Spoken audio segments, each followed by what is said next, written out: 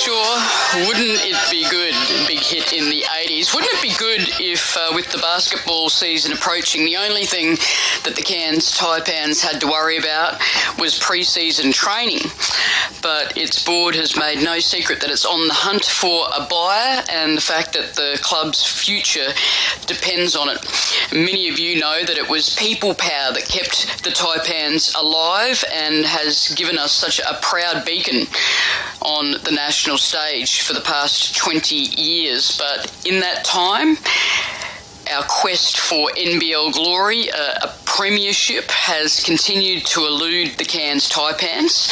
So what is the future for one of the country's only community-owned professional sports teams? We would have loved to have put that question to the club's president, Troy Stone, but he's not returned our calls after a big meeting last night. More than 150 people gathered in what was touted as a rare and pivotal moment for the future of the club.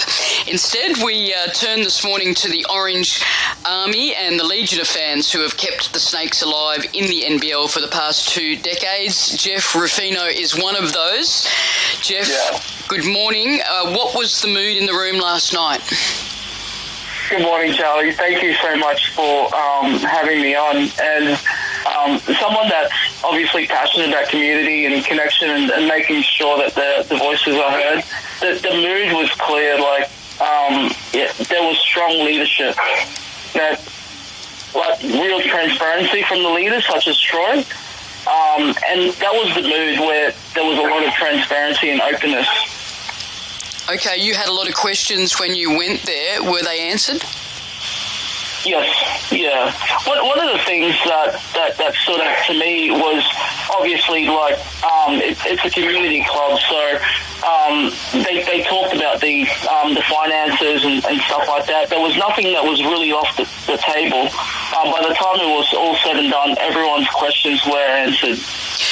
Explain to our listeners, though, Jeff, what is the frustration of seeing your Taipans unable to, I guess, compete on an equal playing field when it comes to putting together the roster from one season to the next? I know that you, like many fans, have lamented the loss of players like Scotty Machado, Pinder, these homegrown and imported talents that we recruit and nurture, and then we lose them to the big spending clubs down south. No one does it better, hey. We've got the best scouts in the world, but unfortunately as a community club we don't have the big finances such as the Melbourne and Sydney and Adelaide, and that's what really stood out to me. But what was important was the fact that obviously we're going to a potential private ownership, but the big elephant in the room was we wanted to keep the DNA of what makes the Cairns Taipan great, is that it's a community club, that we know our roots.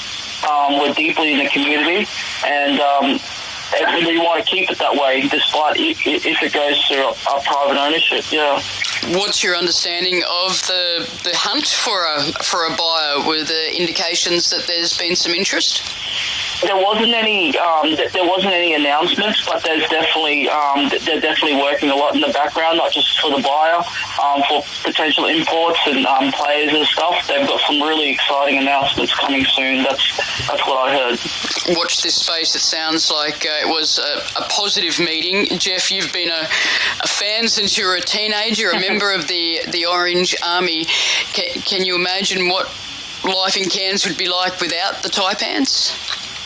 Yeah, Cairns, Charlie, Cairns is a basketball town, from junior development, and obviously we've got a potential future stadium tied to the Olympics. There was a lot of talks about a WNBL team and stuff like that. There was a lot of positive things that came out of the meeting for sure. Yeah. Okay, and looking ahead to season 2025-26, I guess one thing that has been announced, which has been a source of great optimism and confidence, is the fact that you've got Adam Ford back in the fold. He was set to leave, but he's done a boomerang. Oh, I'm super excited. Adam, Fordy's he'll attract good players to us as well. mainly because of his leadership, and that was one thing that Matt Smith spoke about last night as well. It's great to have him back. Former Coach of the Year, Adam Ford. It's been great to have you as well, Jeff Ruffino, just letting us know what this team means to so many in our town. Absolutely. I mean, I'm just a local real estate guy who believes backing our own for sure. What I saw at the meeting was not just a club fighting to win games, but Cairns Taipans is fighting to build that legacy, Charlie. Go the Taipans. Thanks so much, Jeff. Go the Taipans. Let's go Taipans. Good on you, mate. And we will keep in touch with the club and hopefully hear from Troy Stone before too long about what those announcements might be. Watch this space here on ABC Far North. It is 10 minutes to 8. On